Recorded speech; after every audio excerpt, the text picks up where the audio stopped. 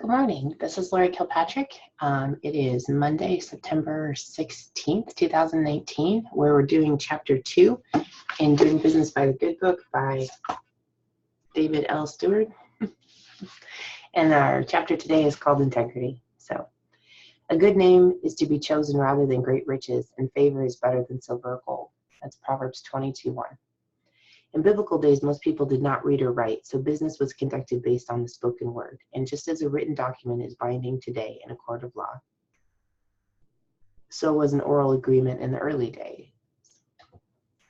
An oral agreement is also binding under current law. However, in the absence of a willing witness, it is difficult to prove. The way I see it, a business person is obligated to be honor-bound to live by the spoken word. To paraphrase an old cliche, a man is only as good as his word. Standing behind your word is every bit as relevant today as it was when a handshake was all that it took to seal a business deal.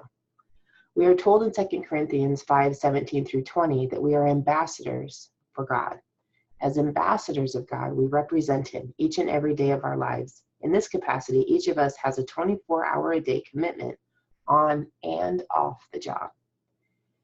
Yet not all business people recognize their ambassadorship. To gain an edge over a competitor, many people are prone to give in to the temptation to engage in unprincipled practices. It's business, they claim. It's a cutthroat dog-eat-dog world. To get ahead, I have to get the other guy before he gets me. They rationalize. You don't understand. It's okay, because this is business. No matter how fierce the competition, this attitude has no place in the workplace. Personal values should never be put aside, nor should standards be lowered to the level of the unscrupulous. As a business owner, I have an obligation to lead by example. This position puts me in the limelight. My actions are observed, and people know when I do right by them. My wife is my partner in life, and she and I believe my company represents who we are. Together, we have prayed and have dedicated our business to God. It is our ministry, and through it, we are doing God's work. It is our temple, and by serving our employees, they, in turn, serve our customers and suppliers. Only with integrity can we successfully serve so many others. During the early days of my company, we endured many setbacks. When we were hard-pressed for money, we could have cut corners in subtle ways to turn a profit. We all know of business owners who manipulate their books, cut back slightly on the quality of their products or services, and find excuses to avoid properly compensating deserving employees. The temptation to profit at someone else's expense is widespread.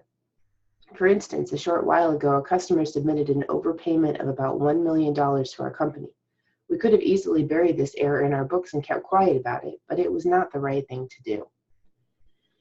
Just as we taught our children to pay for an item at a store's checkout counter, even if the sales clerk has overlooked it, we apply the same principle in business. Consequently, we sent a check for the full amount of the overpayment to our customer with a letter of explanation. In business, there are always temptations to do the wrong thing. The Bible addresses temptations in Luke 4:1 through 11, describing how Jesus spent 40 days in the wilderness, during which time the devil tried again and again to tempt him. During this period, Jesus ate nothing and was famished. The devil said to him, "If you are the Son of God, command this stone to become a loaf of bread." Jesus answered, "One does not live by bread alone." Then Jesus was offered the wealth of the kingdoms of the world, but in exchange he must worship the devil.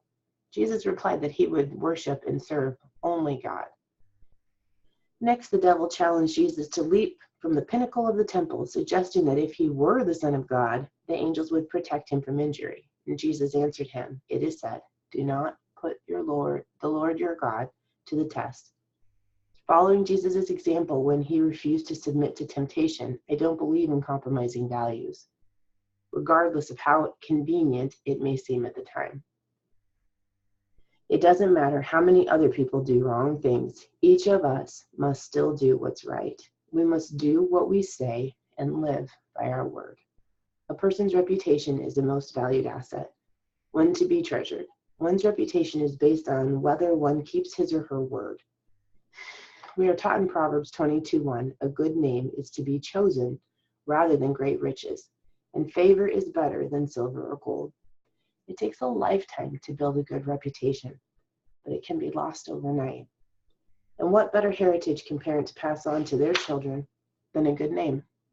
I believe this applies to a company as well. Senior managers must conduct themselves with integrity because ultimately that integrity passes on to the next generation of managers. As my company's CEO, I do not take this responsibility lightly. While it is true that I prosper from the success of my company, my goal is to build a business to benefit current and future employees, men and women who will work at this company when I am no longer here. In years to come, the prosperity of these people will rest in part on the foundation of integrity that we build today. Now, there's actually two definitions to integrity. The first one is like it's substance, it's quality, the state of being whole and undivided.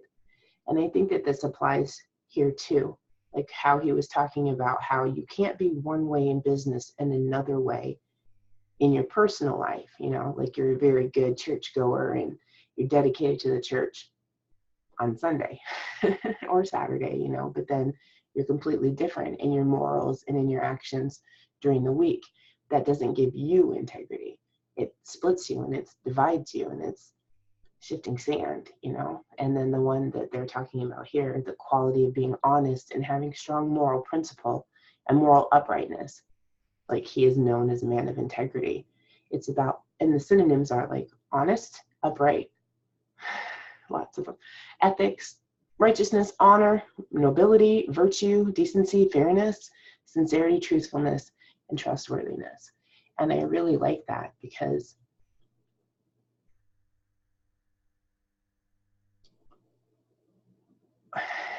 it requires for you to be truthful and honest with yourself. So if you've got that little voice in your head, that temptation, that is allowing for you to twist and divide, and it's happening in here, it's going to happen out here. So taking your thoughts captive and making sure that you have that moral uprightness for every part of your life is very important. But I also implore you to allow for some grace and truth. Like that's the truth part, that we need to be moral and upright and trustworthy and honest, but allow for the grace too. So full disclosure, Sunday night of week 2 of doing this book, where the chapter was integrity, I forgot.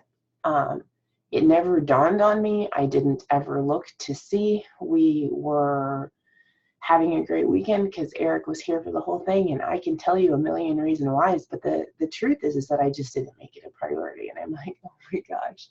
So this morning, as I was like trying to listen and pay attention and really struggling to focus in on to God this morning, that I missed this last night. So I got up and checked my email to make sure that I didn't actually disappoint anybody, that nobody had gotten on last night. And I was like, shoo. And I'm like, wait a minute, that's not the point. The point isn't that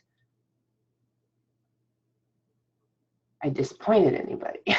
The point is that I said I would do something and I didn't. And I'm not trying to shame myself or to, I don't know. I'm just trying to humbly admit, hey, we're all human beings and we all make mistakes, and I'm new at this and it's okay. Now, where do we go from here? And neither do I condemn you. Go forth and sin no more, or leave your life of sin type of a thing. So allow for things to happen because they're going to, but when they do, how are you going to respond to it? And pretend it didn't happen. Maybe I shouldn't be shouting it from the rooftops, but yeah, we're all human beings and we all make mistakes, and that's okay. Now what do we do about it? So yes, I don't have like a big business, but I understand what they're saying, because by following through, it not just makes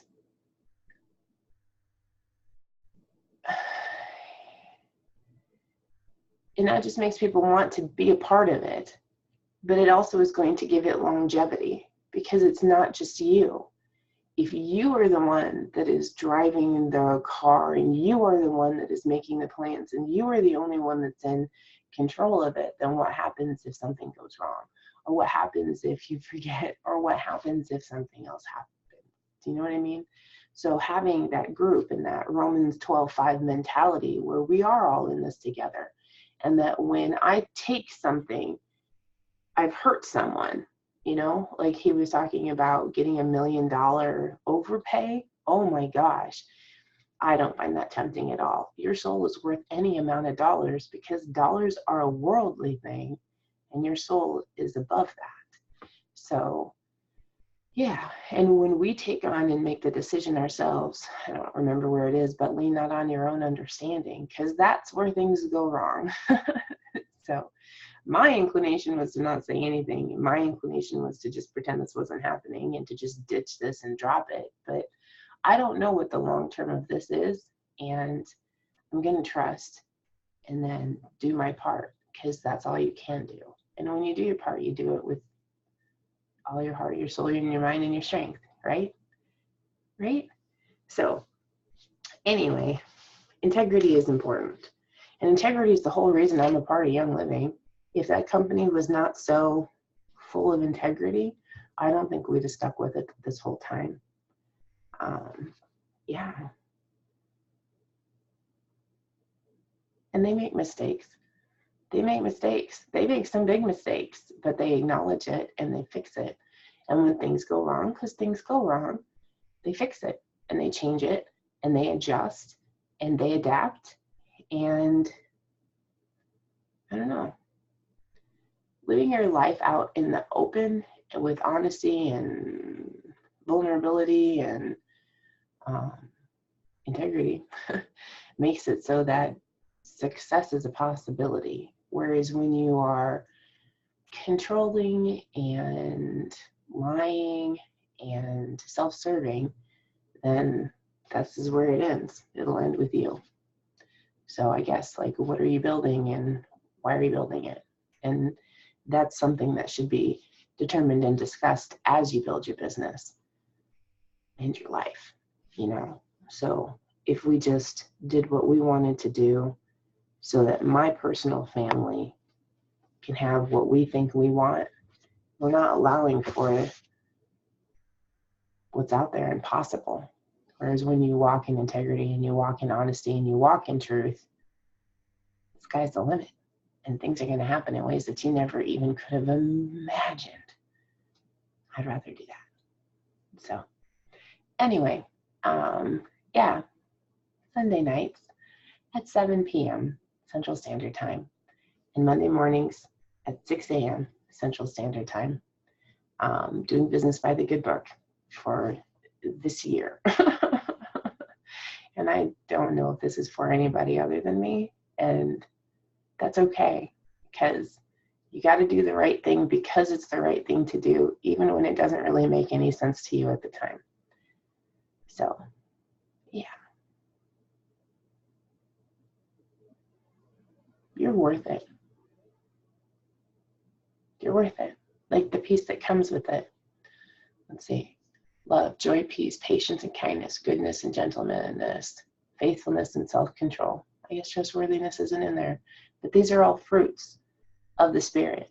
So it's letting that light shine through, letting that truth shine through, and not making it about you. That's what makes this a great and wonderful and sustainable thing. Whether it's your life or your marriage or a relationship or a job or a business or video. And you never know what your impact will be, I don't know. It's 2019. It's like so far in the future as far as younger me would have ever thought. And I don't know what's going to happen. And whatever it is, it's going to be amazing when I walk on the side of integrity.